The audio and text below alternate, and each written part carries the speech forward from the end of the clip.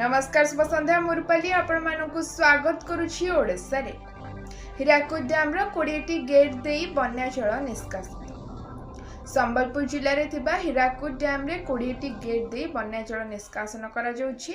वर्तमान हीराकुद डैम रो जल पतन 618 फुट रहिछि। प्रवेश करुछि 2,57,055 क्यूसेक जल, निष्कासित होछि 3,47,628 क्यूसेक जल।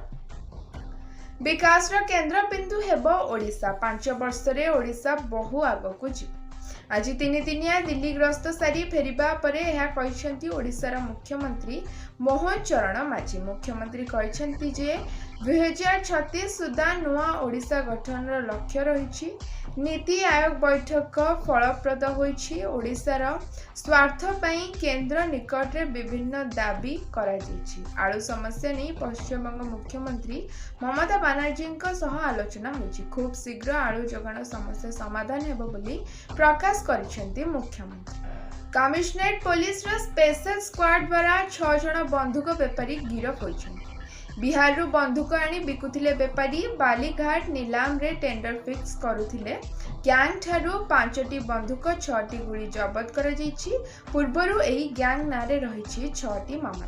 खोर्धा पुलिस रो वांटेड लिस्ट रे थिला एही गैंग। ओडिशा रे 1000 टपिला डेंगू रोगी संख्या। गतकाली सुधा ओडिशा रे 1000 पार करछि रोगी संख्या।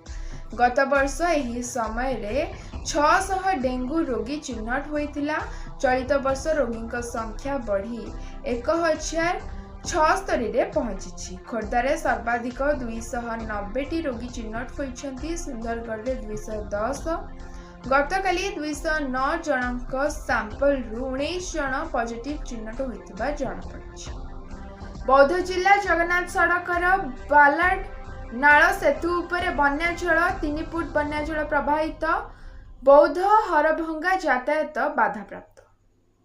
एसटीए पक्षरु स्पेशल ड्राइव। स्कूल कॉलेज निकट रे जांच धरा पड़िले 153 जन नाबालक गाड़ी चालक। 60 गाड़ी जबत। राउरकेला और बलांगीर रे 6टी लेखाएं गाड़ी जबत होइतिला बेले कलाहांडी रे 12टी, भुवनेश्वर आरटीओ रे 2टी और 11टी चालान कटिछि।